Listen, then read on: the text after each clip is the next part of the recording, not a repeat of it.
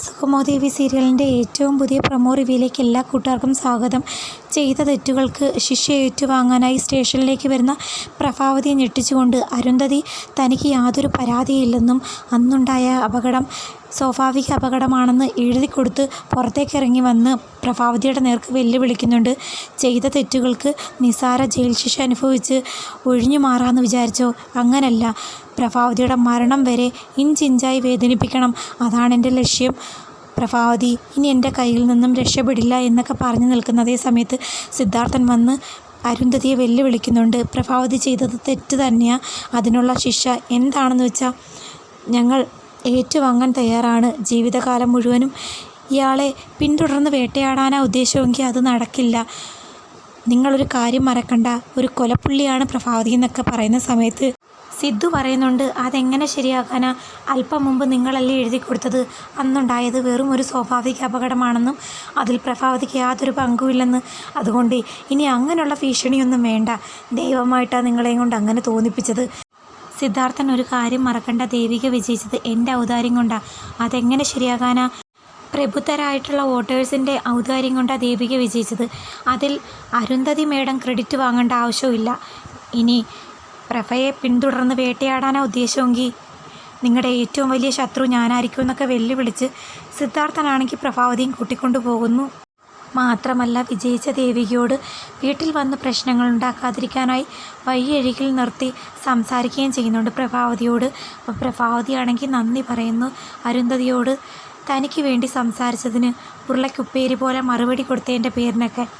എന്തായാലും ചന്ദ്രോത്ത് വീട്ടിൽ ഇനിയൊരു പ്രശ്നങ്ങൾ ഉണ്ടാകാൻ പാടില്ലെന്നും തൻ്റെ കൂടെ കട്ടയ്ക്ക് സപ്പോർട്ട് ഞാനുണ്ടെന്നും ഒക്കെ പറഞ്ഞ് സമാധാനിപ്പിക്കുന്നു. വീട്ടിലേക്ക് വരുമ്പം ഗിരീഷും രജനിയും നന്ദനും ദേവികയും എല്ലാം അവിടെ ഉണ്ട്. എല്ലാവരോടും മാപ്പ് ചോദിക്കുന്നു, തനിക്ക് പറ്റിയൊരു മിസ്റ്റേക്കാണ്, ഫോൺ സ്വിച്ച് ഓഫ് ആയിപ്പോയി എന്നൊക്കെ പറഞ്ഞ് വിഷമിക്കുന്നത് കണ്ടിട്ട് സിദ്ധാർത്ഥനാണെങ്കിൽ പ്രഭാവതി അകത്ത് പോയി ഫ്രഷായി വരാൻ പറഞ്ഞ് അകത്തേക്ക് വിടുന്ന സമയത്ത് എല്ലാവരോടുമായിട്ട് പറയുന്നുണ്ട്, ഋഷിയോട് ചെയ്ത ക്രൂരതയ്ക്ക് ശിക്ഷ ഏറ്റുവാങ്ങാനായിട്ടാണ് പ്രഭാവതി സ്റ്റേഷനിലേക്ക് പോയത്. തൽക്കാലം അറിഞ്ഞ മട്ടും നടിക്കേണ്ട, ഒന്നും ചോദിക്കുകയും വേണ്ട. അതേസമയം എല്ലാ പ്രശ്നങ്ങൾക്കും കാരണക്കാരി ദേവികയാണെന്ന് രജനിയാണെങ്കിൽ പറഞ്ഞുകൊണ്ട് ദേഷ്യപ്പെട്ട് അകത്തേക്ക് പോകുന്നു. CPയോട് വന്ന് നടന്ന കാര്യങ്ങളെല്ലാം പറയുന്ന അരുന്ധതി ചില ഉറച്ച തീരുമാനങ്ങളും പറയുന്നു. അതായത് ഇത്രയും ദിവസം എൻ്റെ ശത്രു പ്രഭാവതിയാണ്, തൽക്കാലം പ്രഭാവതിയുടെ മേലുള്ള കടം മാറ്റിവെക്കുകയാണെന്നും സിദ്ധാർത്ഥനെ ഒരു പാഠം പഠിപ്പിച്ച് അല്ലാതെ തനിക്കൊരു വിശ്രമമില്ലെന്നൊക്കെ പറയുന്നു. രാഷ്ട്രീയക്കാരോട് ഇടപെടുന്നത് പോലെയാണ് അയാൾ എന്നോട് പെരുമാറിയത്, കൂടിപ്പോയാൽ എന്നെ കൊന്നുകളയുമെന്നുള്ള വെല്ലുവിളിയാണ് അയാൾ നടത്തിയതെന്നും അയാളാണോ ഞാനാണോ വിജയിക്കാൻ പോകുന്നതെന്നൊക്കെ കണ്ടറിയാം എന്ന് പറയുന്ന സമയത്ത് CP പറയുന്നുണ്ട്, അയാൾ തികഞ്ഞ ഒരു രാഷ്ട്രീയക്കാരനാണ്, അയാളോട് കളിക്കുമ്പോൾ സൂക്ഷിക്കണം. എന്നാൽ ഇതെല്ലാം അറിഞ്ഞ ഋഷിയാണെങ്കിൽ അമ്മയ്ക്കൊപ്പം ചേർന്ന് സിദ്ധാർത്ഥനെതിരെ പടവെട്ടാൻ തീരുമാനിക്കുന്നു. അതേസമയം ത്യാഗരാജനാണെങ്കിൽ അരുന്ധതിയോട് വന്ന് പറയുന്നു, ആ വീട്ടിലെ ദേവിക ഒഴിച്ച് ബാക്കി എല്ലാ എണ്ണത്തിനെയും അങ്ങ് തീർത്ത് കളഞ്ഞാൽ തീരാവുന്ന പ്രശ്നങ്ങളല്ലേ ഉള്ളൂ. അതെങ്ങനെ ശരിയാകാനാണ് ത്യാഗരാജ? അവരെ തീർക്കാനാണെങ്കിൽ ഒറ്റയടിക്ക് തീർക്കാൻ എന്നെയും കൊണ്ടാകില്ലായിരുന്നോ? അതിന് വേണ്ടിയിട്ട് ആവശ്യത്തിലധികം ക്യാഷ് എൻ്റെ കയ്യിലും ഉണ്ട്. പക്ഷേ എൻ്റെ ലക്ഷ്യം അതല്ല. അവരെ എല്ലാവരെയും ഇഞ്ചിഞ്ചായി പാഠം പഠിപ്പിച്ച് ഗതികെട്ട് അവർ തന്നെ എൻ്റെ കാൽ കീഴിൽ വന്ന് സാഷ്ടാംഗം നമിക്കുന്ന ആ ഒരു നിമിഷമാണ് ഞാൻ കാത്തിരുന്നത്.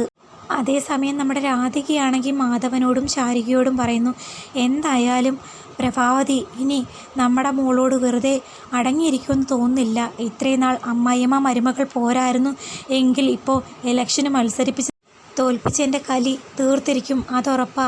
മറ്റാരേക്കായും നന്നായിട്ട് എനിക്ക് പ്രഭാവതി അറിയാമെന്ന് പറയുമ്പം രാധികയോട് മാധവൻ പറയുന്നു, നീ എന്തായാലും ടെൻഷൻ അടിക്കേണ്ട, നമുക്ക് കാര്യങ്ങൾ കണ്ടറിഞ്ഞ് ചെയ്താൽ പോരെ. അപ്പം ശാരികയാണെങ്കിൽ പറയുന്നുണ്ട്, അങ്ങനെയൊന്നും അവർക്ക് പണ്ടത്തെ പോലെ ചേച്ചി ഉപദ്രവിക്കാൻ പറ്റില്ല. ചേച്ചി MLA ആ, ചേച്ചിക്കിനി എന്ത് സംഭവിച്ചാലും ചോദിക്കാൻ പോലീസും നിയമമൊക്കെ ഉണ്ട്. അതേസമയം ദേവികയാണെങ്കിൽ നന്ദനോട് പറയുന്നു, അമ്മ എന്തായാലും ചന്ദ്രമതി ആൻറ്റിയോട് പ്രശ്നമുണ്ടാക്കാൻ തന്നെയുള്ള പുറപ്പാടാ. അത് പറഞ്ഞു തീർന്നതും നമ്മുടെ പ്രഭാവതി മേലേക്ക് കയറി വന്നതും ഒരുമിച്ചാണ്. പ്രഭാവതിയെ കണ്ടതും ദേവികയ്ക്ക് ആകെ പേടിയാകുന്നു. താൻ എന്തായാലും നന്ദനോട് പറഞ്ഞത് അമ്മ കേട്ട് കാണുമോ? ഇനി അമ്മ എന്നോട് പ്രശ്നം ഉണ്ടാക്കാൻ വന്നതാണോ എന്ന് പകച്ചു നിൽക്കുന്ന സമയത്ത് ദേവിയോട് പ്രഭാവതി പറയുന്നു, ദേവിക മോള് താഴേക്ക് വരണം, എനിക്ക് ചില കാര്യങ്ങൾ പറയാനുണ്ട്. MLA ആയി തിരഞ്ഞെടുക്കപ്പെട്ട ദേവികയിലൂടെ ചന്ദ്രോത്ത് തറവാട് തകർക്കാനുള്ള അരുന്ധതിയുടെ നീക്കത്തെ തകർക്കാനായിട്ട് പ്രഭാവതിയും സിദ്ധാർത്ഥനും ഒന്നിക്കുന്ന ആ ഒരു നിമിഷം ദേവികയുടെ തീരുമാനം എന്തായിരിക്കുമെന്ന് കാത്തിരുന്ന് കാണാം. തൻ്റെ മനസ്സിൽ പ്രഭയ്ക്ക് തുല്യ സ്ഥാനം തന്നെയാണ് അരുന്ധതിക്കും ദേവിക കൊടുക്കുന്നത്.